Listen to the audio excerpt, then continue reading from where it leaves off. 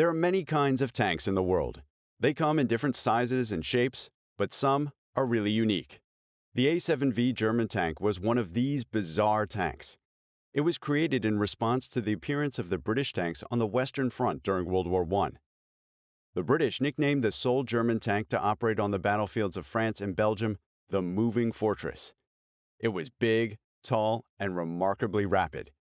It was armed with machine guns, and it was more like a fortification than a tank. The A7V was basically a big, armored box. The A7V was the first and only operational German tank of World War I. It appeared in the latter stages of World War I.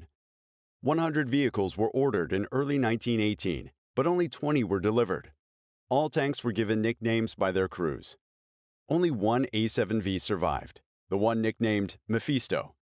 It was taken to Australia in 1919 as a trophy, and it still can be seen at Queensland Museum. Despite its high road speed, the A7V's off-road performance was poor, and trenches or extremely muddy areas were virtually impassable. The A7V's front overhang and low ground clearance made it impossible to cross. Moreover, the tank's driver was unable to see directly in front of the tank because of a blind spot of about 10 meters, making the situation even worse. The A7V was 24.1 feet long, 9.8 feet wide, and 11 feet high. The tank had 20 millimeters of steel plates at the sides, 30 millimeters at the front, and 10 millimeters at the roof, but it did not have a hardened armor plate. The A7V's crew consisted of up to 17 personnel: an officer, driver, mechanic signaler, 6 machine gunners, 6 loaders, and 2 artillerymen, that is, the main gunner and loader. The A7V was armed with 6 7.92 mm MG08 machine guns and a 5.7 cm Maxim Nordenfeldt cannon. On March 21, 1918, the A7Vs were used for the first time in combat.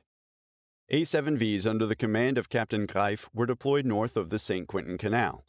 Mechanical issues with 3 of the A7Vs prevented them from engaging in battle, but the remaining pair helped repel a British incursion in the sector. On April 24, 1918, during the Second Battle of Villers-Bretonneux, 3 A7Vs encountered 3 Mark IV British tanks on the battlefield. 2 of the Mark IVs, which had been damaged, were unable to damage the Germans' tanks with machine guns, and the leading machine consequently confronted the leading A7V. It was the first tank-to-tank battle in history. After 3 successful hits, the A7V was knocked out, and its crew, 5 dead and a number of wounded, promptly escaped.